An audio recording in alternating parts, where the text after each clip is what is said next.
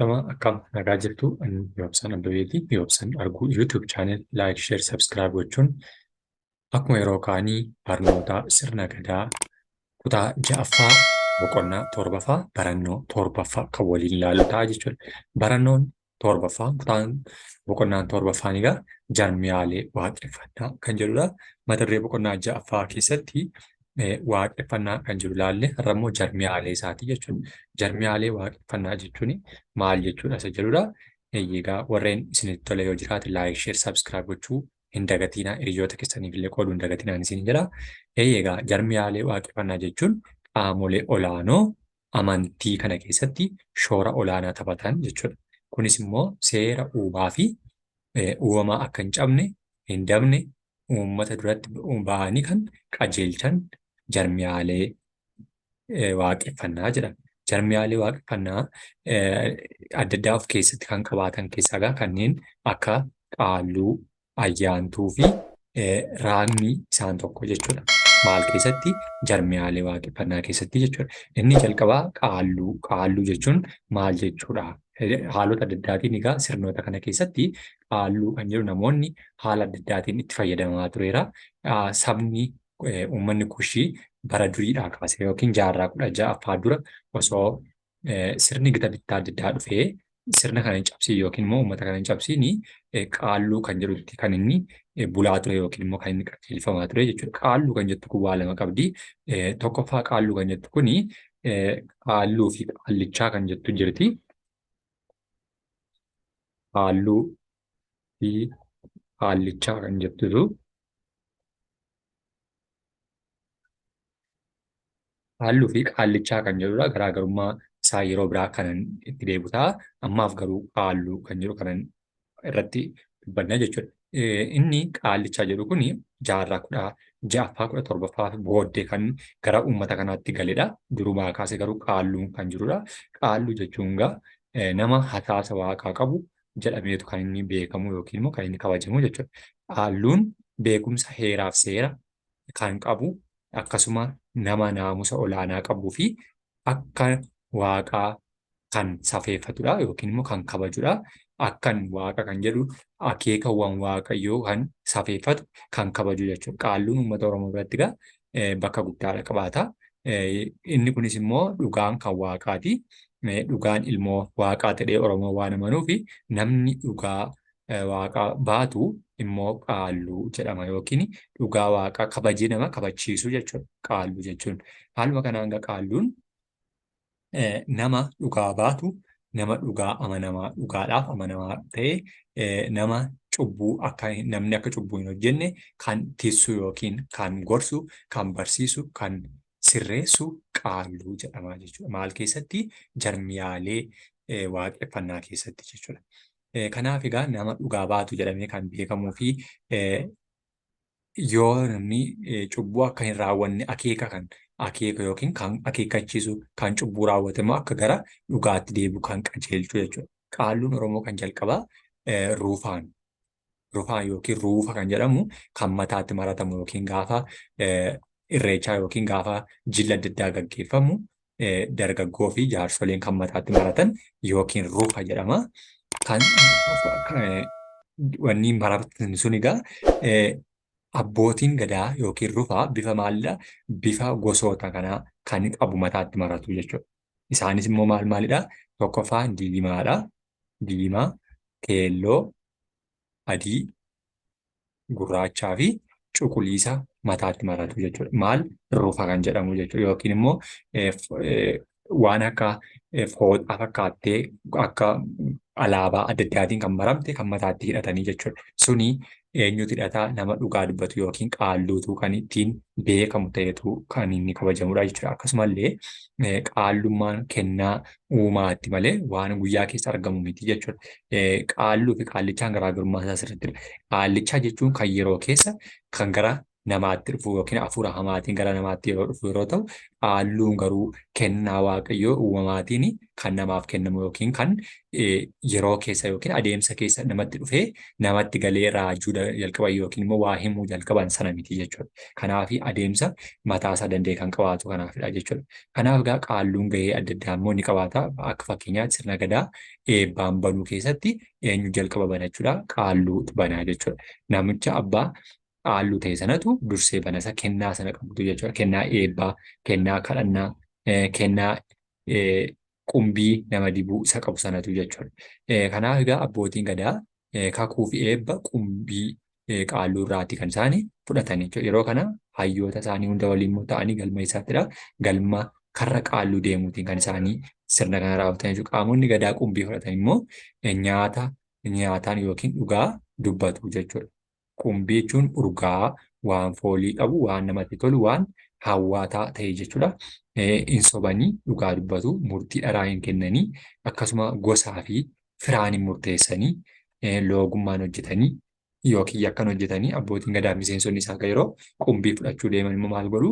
Qaalluudhaaf horii qabatanii illee dhaqu jechuudha. Horii qabatanii dhaquun kun immoo akkaataa isa qaallichaaf itti kennan osoo hin taane kan ittiin qaalluudhaaf kennamu qaalluun naaf kenni giddiidhaan hin jettu, nama hin doorsistuu, kana naa godhii giddiidhaan namaan jettu jechuudha. Sababni isaa kan dhugaa dubbatu, kan amanamummaadhaaf dhaabbatu malee isa waa naa kenni, hangafa kee naa kenni, birrii kee naa kenni, kanan sii godha yoo didde immoo kanan sii godhaa isa jedhu sana miti jechuudha. Inni sun jaarraa 16ffaa fi 17ffaa booddee gita bittaa warreen Abashaatti yookiin immoo Agaaziyaanii kan jedhamu booddee kan uummata kanatti galedha waan ta'eef inni sun qaalluu kana hin laallatu yookiin sirna gadaa hin laallatu jechuudha. Qaalluun erga muuduu qaamonni gadaa kunneen immoo yeroo garaagaraatti maal godhu? Galma qaalluutti dhiyaatanii kophee lukarraa baafatu jechuudha. Kabaja isaadhaaf jecha bakka sana dhaqaniitu eebbarraa fudhatu jechuudha. Qumbiin qaalluutiin abboota gadaaf miseensotaaf kennamu immoo wayyoo.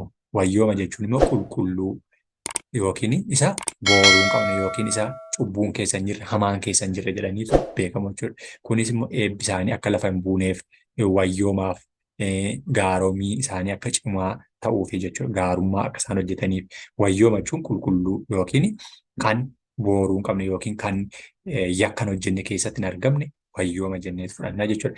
Isaan keessatti sirna kana gaggeesseetu qaalluudhaaf immoo kennaawwan inni qabatee dhaqu sun loon ta'uu danda'a, kennaawwan xixiqqoo ta'uu danda'u jechuudha. Qaalluun muudama waaqaa qabu jila sirna gadaa kamirratti iyyuu maal godhaa? Hin hirmaatu jechuudha. Kan mataasaa danda'e ni qabaata malee kan jila hundarratti hin hirmaatu jechuudha. Sababni isaa immoo qaalluun kabaja mataasaa danda'ee fi rakkoolee adda addaa furuudhaaf waan ta'uuf jechuudha. Kana malee egaa qaalluun akkuma gadaa yaa'a mataasaa ni qabaata. Yaa'a mataasaa kanas immoo kophaa godaanuutiidha kan inni sirna kana gaggeeffatu jechuudha. Akka fakkeenyaatti Boorana keessatti yaa'a naannoo uummata Booranaa keessatti gaggeeffamu keessaa qaalluu 5tu jiraata. Isaan kun immoo laadduu 5 jedhamu jechuudha. Maal jedhamu? Laadduu 5 jedhamu Boorana keessatti jechuudha. Isaanis yaa'a qaalluu karrayyuu, yaa'a qaalluu odiituu, yaa'a qaalluu maxaarii, yaa'a karaarraa, yaa'a qaalluu maxaarii garjeedaa fi yaa'a qaalluu maxaarii kuukuu jedhamaniitu beekamu jechuudha. Warreen kun 5 eessa keessattidha? Boorana keessattidha jechuudha. Yaa'a mataa isaanii kan isaan deeman. Yaa'a jechuun immoo sochii bakkaa bakka socho'anii sirna jilaa gaggeessan yookiin immoo sirna gadaa yeroo baalliin kennamuuf jedhu yookiin immoo yeroo sirni seerri tumamuuf jedhu kan isaan taasisanii jechuudha. 5 kana deemaa jechuudha. Eenyu? Qaalluuni jechuudha. Eessa keessatti? Naannoo Booranaa keessatti jechuudha. Inni lammaffaanii adeemsa kana keessatti yookiin qajeelfamoota sirna gadaa ittiin bulamu kana keessatti jarmiyaalee inni lammaffaan ayyaantummaadha. Jarmiyaalee inni lammaffaan ayyaantummaan isa qaalluutti aansee jiru keessaas tokkodha jechuudha. Ayyaantuu jechuun nama kennaa qabudha. Kunis akkuma qaalluu jechuudha. Ayyaantuun jarmiyaalee waaqeffannaa Oromoo keessaas tokko ta'ee uummanni Oromoo haala qilleensaa, urjii, ji'aa fi aduu xiinxaluudhaan yaada hubatee waliif kan dabarsu immoo ayyaantuudha jechuudha. Ayyaantuun egaa xiinxala kanarraa ka'uudhaan taateewwan dhufu danda'uuf fala kaa'aa jechuudha. Fakkeenyaaf haala qilleensa baranaa inni jijjiirama yoo ta'e, gogiinsa jira yoo ta'e, roobni tura yoo ta'e kan dursee raagu eenyudha ayyaantuudha jechuudha. Eessa keessatti jarmiyaalee waaqeffannaa keessatti. Fakkeenyaaf bona hongee bokkaa bubbee hamaan dhufuu malurraa akka uummanni of eeguuf dursee akka qophaa'u kan taasisu ayyaantuudha jechuudha. Kanaaf jarmiyaalee isaa keessaa isa tokkodha jechuudha. Haala mijaawaa oomishaa fi horsiisa loonii irra jiru haalaan itti fayyadamuuf qophii kan godhuga. Namoonni xiinxala akkanaa irratti dandeettii qaban immoo ayyaantuu jedhamu jechuudha. Eessa keessatti? Jarmiyaalee waaqeffannaa keessatti jechuudha. Kanaaf Oromoon ayyaantuudhaan kan inni qajeelfamu yookiin kan inni bulu kan akka abaarsi isaan qaqqabanne, akka dheekkamsi waaqaa isatti hin dhufne, akka roobni hamaan isatti hin dhufne, akka bubbeen hamaan isa hin miineef jecha ayyaantuun dursee kadhannaa isaatiin ilaaleetu ji'a aduu fi haala qilleensaa murteessee ilaalee beekeetu hawaasatti meetu eega jechuudha. Akka rakkinni hin dhufneef dursee waaqa kadhataa jechuudha. Yoo dheekkamsi jiraate dursee kadhateetu akka dheekkamsi sun isarra darbu kan taasisu ayyaantuun dursitee itti himte jechuudha. Ayyaantuun amala ji'aa qilleensaa fi kanneen kana fakkaatan kan of keessatti urjii fi moora ilaaluun waggaa tokko ji'a tokkodhaan lamatti qooduu isheedhaan illee jechuudha. Osoo kalaandariin ammayyaa yookiin kan kalaandariin ammatti fayyadamaa jiru osoo hin jiraatin iyyuu uummanni Oromoo yookiin uummanni Kuush maalitti fayyadamaa ture jechuudha. Kalaandariiwwan guyyootaa urjii lakkaa'uu aduu ilaaluutiin ji'oota 12tti illee qooddee akka isheen ittiin bulaa turtedha. Akkasuma 27 taasisuudhaan illee guyyoonni kun 27tti hiramanii maqaa itti moggaasan illee waamaa akka isaan turanidha jechuudha. Maqaan guyyoota ji'a keessa jiran immoo naannoo Oromiyaa bakka adda addaatti garaagarummaa qabaatu illee baay'inni isaanii garuu tokkuma jechuudha. 27 ji'a 12 akka isaan qabaatan jechuudha. Ji'oota 12tti qoodaniitu ittiin bulamaa turedha jechuudha. Maqaan guyyoota 27f kennamu immoo akka waliigalaatti ayyaana jedhama jechuudha. Ayyaana jedhamuutiin guyyoonni 27 suni ittiin beekama. 27 isaanii immoo waliigalli isaanii ayyaana jedhamee beekama. Kanas kan raagee dursee himu ayyaantuudha jechuudha. Inni sadaffaan jarmiyaalee sirna gadaa keessatti inni beekaman raagadha.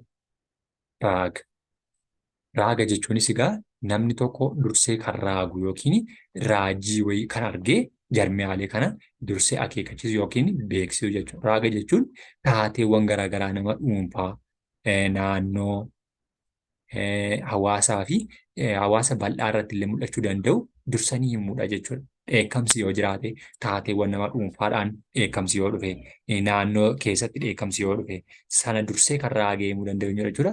Raagduu jedhamti jechuudha. Namoonni raagan immoo raagdota jedhamu jechuudha. Raagdota warreen jennu ammas inni kunis kalaaltii adda addaatiin warreen faagdu yookiin warreen waan adda addaa himtu sana miti jechuudha. Raagduu jechuun kennaadhaan waaqa wajjin kan walitti dhiyoo ta'an qofadha jechuudha malee kan yeroo keessa argatanii raagan miti jechuudha. Raaga jechuun raaguudhaan beekamu bara durii irraa kaasee maanguddoonni maal godhu Oromoo teeknooloojii ammayyaatti fayyadamaa jirru kana yookiin xiyyaara konkolaataa kanneen biroollee akka isaan dhufan dursanii maal gochaa turaniiru raagaa turaniiru yookiin himaa turaniiru jechuudha. Sababni isaa immoo akeektuuwwan uumamaa kennaa qabanii sana ilaalaniitu kan isaan himaa turanidha jechuudha.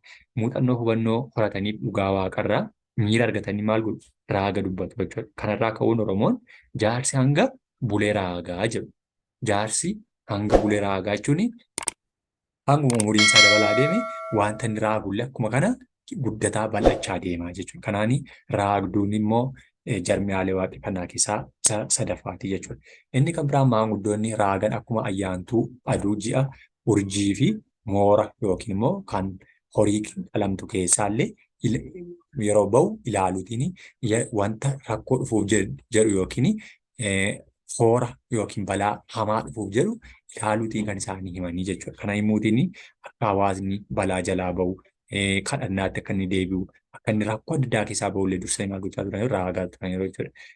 Bokkaan yeroo dhugaan horiin yeroo dhalatan amala sochii namaaf taatee uumamaa irratti mul'atan maal godhu xiinxaluudhaan wanta gara duraatti ta'uu malu raaguu jechuudha. Raagni maanguddoonni kun raagan egaa kan faara yookaan dambooba faara jechuun farra yookiin hamaa jechuudha. Dambooba yookiin kan uummata namarra buufachuu danda'u himan ta'uu kanas immoo taateewwan uumamaa adda addaa ilaaluu fi dhugeeffachuudhaan kan isaanii dhugaa kana himaa turanidha jechuudha. Inni kunis balaa jaraa kan isaan oolchu rakkina adda addaa keessa kan isaan oolchu ta'uutiin isaan tajaajila jechuudha. Namoonni waa raaguu danda'an kunneen egaa sirna gadaa keessatti beekamtii addaa qabaatan seeratu lallabamaa fi jechuudha. Akka isaan seera sana qabaatan malee namni abbaan barbaade lafaa ka'ee ani raagduudha yookiin ani qaalluudha yookiin immoo ani eh, ayyaantuudha jechuu hin danda'u jechuudha. Sababni isaa namni hundi ayyaantuu ta'uu hin danda'u, namni hundi raagduu ta'uu hin danda'u, namni hundis immoo qaalluu ta'uu waan hin dandeenyeef jechuudha. Kanaaf seera mataa isaanii danda'e ni tumamaaf jechuudha. Seerri tumameefiitu seera tumame sanaaf kan isaan kennaawwan isaaniif kennamuu danda'u, kan isaan waa himuu danda'anii, kan namnis immoo isaanirraa dhugaa jiru dhaggeeffachuu danda'u jechuudha. Malee callumalee namni barbaade yeroo keessa ka'ee ani raagduudha yookiin ani ayyaantuudha narraa dhagaa yoo jedhe uummanni irraa fudhachuu dhiisuu danda'a waan ta'eef jechuudha. Wantoota hamaa ta'an maaliin akka jalaa bahuu danda'anii fala dha'uu jechuudha warri kun. Fala dha'aniitu yoo dheekkamsi sun karaa dheekkamsa ofii namoonni hojjetanii dhufe ta'ee kadhannaadhaan kallattii adda addaatiin horii qaluutiin buttaa qaluutiin akkasuma hulluuqoo adda addaa raawwachuutiin kan isaan ofirra dabarsanii ta'uu isaatiin kan isaanii raaganidha jechuudha. Namoonni raaguu danda'an gama maanguddoota kumbii nyaatanii sirna gadaa keessatti sadarkaa maalirra gahanidha? Sadarkaa yuubaarra gahanidha jechuudha. Yuubni sadarkaa xumuraa yookiin immoo gara gadamoojjummaatti keessaa bahuuf yeroo jedhani jechuudha. Yeroo sana keessatti namoota sana hojjechuu danda'an yookiin immoo sana raaguu danda'an ta'aniitu kan isaan tajaajilan jechuudha. Eessa keessatti? Jarmiyaalee sirna gadaa Oromoo keessatti jechuudha. Kanaaf sirni gadaa Oromoo sirna bareedaa fi miidhagaa akkasii qaba jechuudha. Mata dureen keenya har'aa boqonnaa torbaffaa barannoo torbaffaa jarmiyaalee sirna gadaa Oromoo kan jedhudha. Osoo hin darbiin waa'ee qaalluu fi qaallichaa tokko keessaa dubbadheetiin darba. Qaalluu jechuun akka uumama yookiin immoo Oromoon ittiin bulaa fi wal bulchaa turetti qaalluu jechuun sirnadha yookiin immoo muudama waaqaa kan qabu, kan dhugaa dubbatu, kan hin sobne, kan hin hanne, kan nama hin doorsisne, kan horii namaa dalga nyaanne kan firaan hin hojjenne jechuudha qaalluu jechuun.